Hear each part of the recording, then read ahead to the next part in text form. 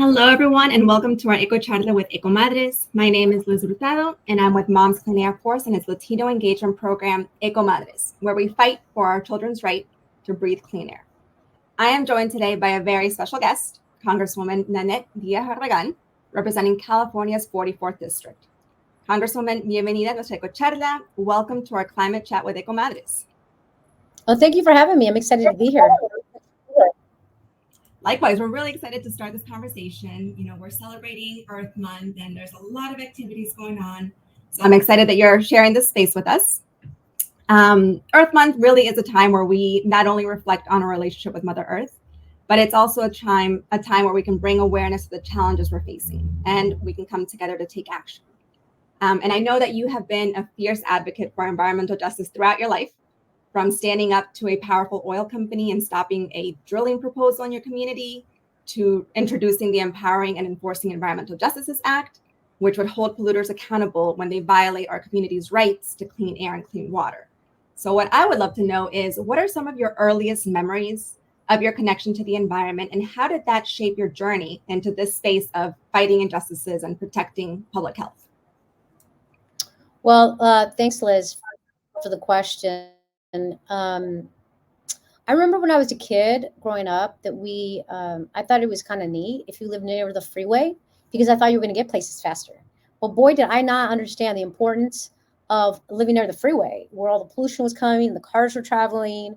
And now, of course, as I've grown up, I've seen the connection between the air pollution and the respiratory illness. I grew up with allergies, always having issues, having bloody noses, not really understanding why.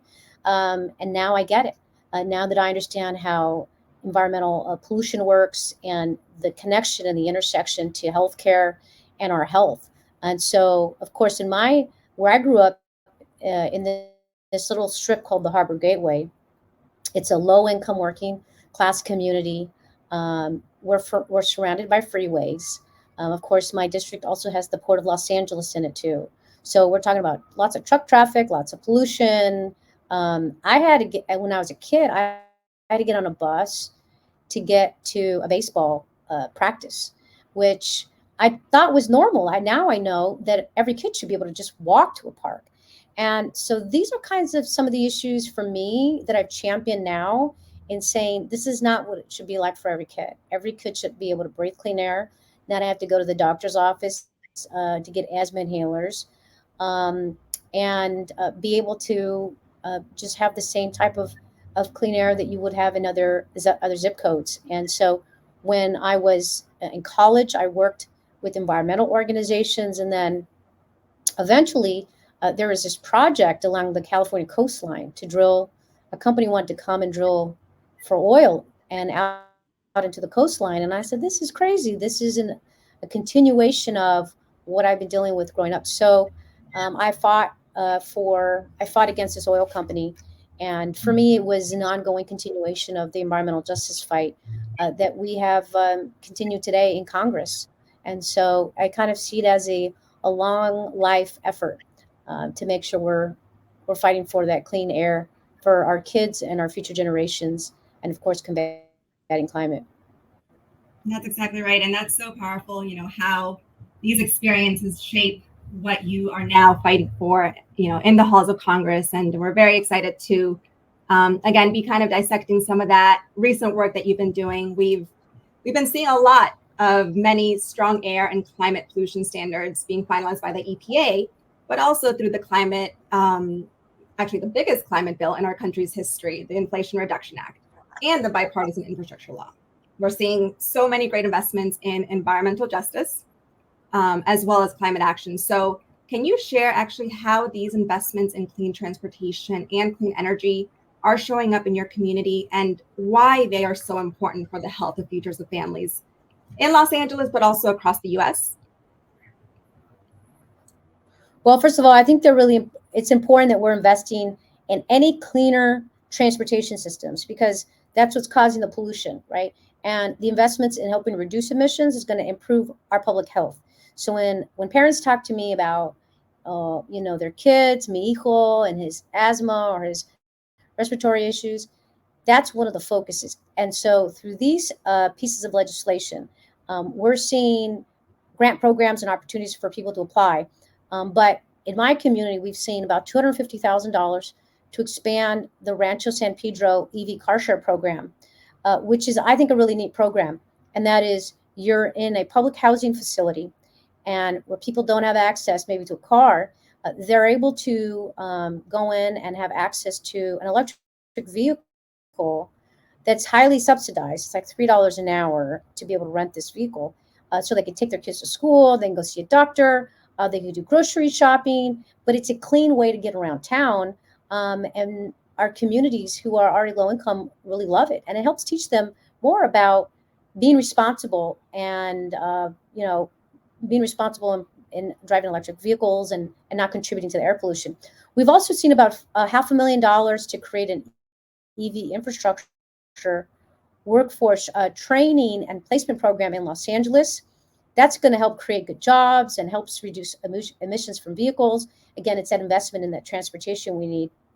And then just 2 weeks ago, one of my bills that got signed into the Inflation Reduction Act was the Climate Smart Ports bill, which is going to go zero emissions, taking zero emissions of vehicles and making them possible at ports. And so the funding is now out there. Now we have to compete to make sure we're getting those monies back into the community. And so that's about $3 billion for ports across the country to transition to human operated zero emissions equipment. And I say human operated because, we're also making sure we're protecting jobs and having people operate them. That's fantastic. I love hearing, how greatly our communities are being impacted by these investments. But what I've seen often is that people just don't know that these investments are available.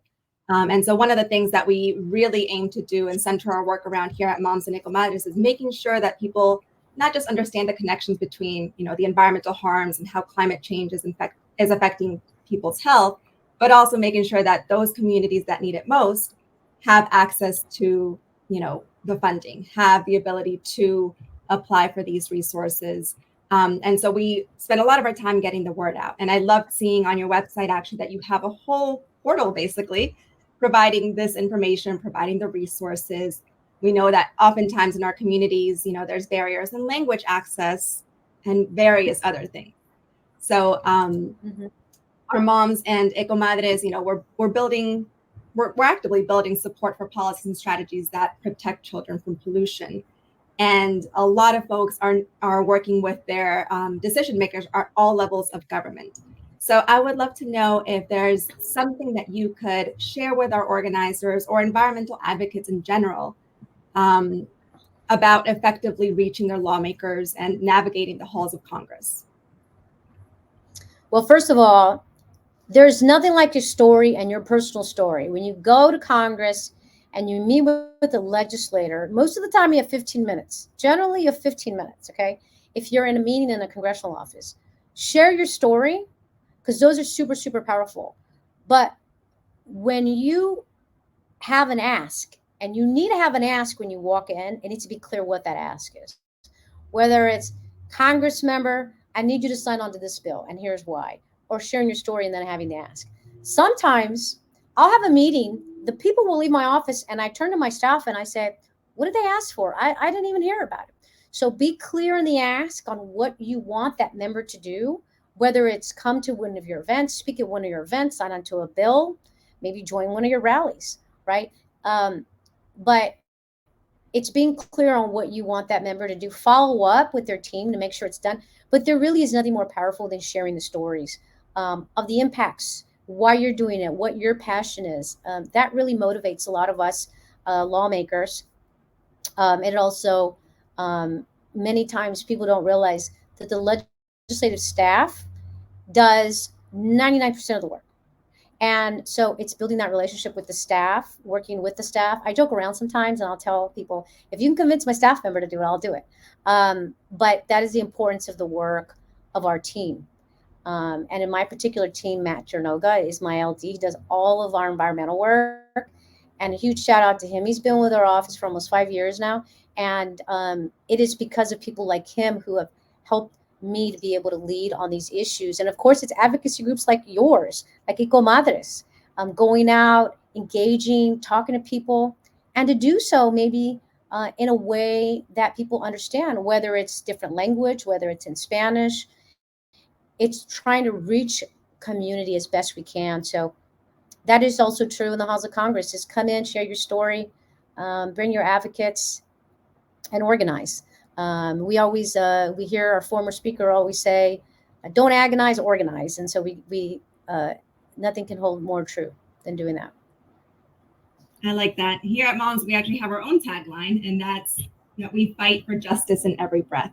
And so we've talked a lot about, these clean air protections coming into our communities. We've talked about environmental justice and what that means specifically to Latino communities and, communities that have historically been overburdened. But I would love to know what that tagline, justice in every breath, means to you. Well, I think you hit the nail on the head when you described it. That the bottom line is that everybody in all our communities, regardless of zip code, we deserve to breathe clean air and drink clean water and have access to clean space. And so for me, justice in every breath is indicative of that every breath we take, there should be justice in it. And that justice means access to equal clean air and water, and the seeing that every community deserves it across the country. We, of course, know that low-income communities and communities of color are more likely to live near refineries, near chemical plants, high truck traffic areas. Sometimes industry specifically targets these areas because we might not organize, because we might not speak up. And that, of course, reduces our life expectancy. We have greater health impacts. So I love that justice in every breath. It's a great reminder of what we're fighting for. It's that justice for every single person in every breath that we take.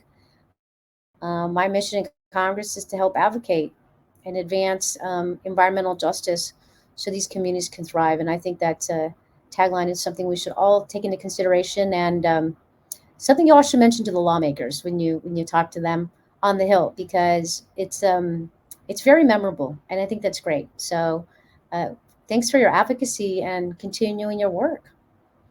Thank you so much. Taking notes, making sure that's the first thing all our organizers go in and say. But no, Congresswoman, thank you so much for your time, and shout out to Matt and your team for making this climate chat happen. We're really excited to continue, seeing all these great investments flowing into your community and just joining you on this journey to improve the health of our Latino communities. Well, thank you. Thank you to you and EcoMadres for everything that you're doing and your advocacy. It's a partnership. We do the work in the Congress, but you're the foot soldiers and you're doing the advocacy. So, muchísimas gracias a todos. Gracias a ti. Thank you for your time. Okay, now, before we close out, there is just one action that our viewers can take today to ensure that all those great climate investments that we were talking about are going to be protected, and that they continue flowing into the communities that need it most. So in just a moment, you'll see a QR code that you can scan to sign our petition that will ask your members of Congress to commit to these climate investments, or you can follow the link in the caption. And don't forget to visit us at www.ecomadres.org and on our social channels to stay up to date on how you can take climate action with us. Les invitamos que nos sigan en ecomadres.org o en nuestras redes sociales para mantenerse al día sobre cómo pueden tomar acción climática con nosotros. Hasta la próxima.